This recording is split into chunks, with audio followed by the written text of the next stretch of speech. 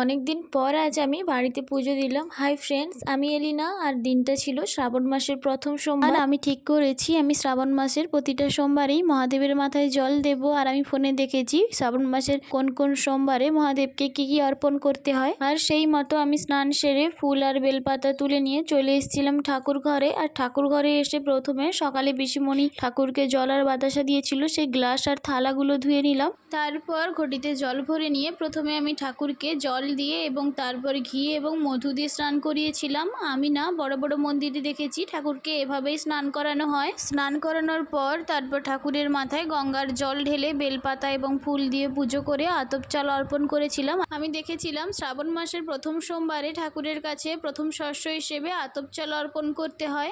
তো আমি সেই মতোই করেছিলাম। যদি কোনো ভুল হয়ে থাকে অবশ্যই তোমরা কমেন্টে জানাবে। আর আমার ঠাকুর ঘরটা তোমাদের কেমন লাগলো অবশ্যই তোমরা জানিও। টাটা, রাধে রাধে।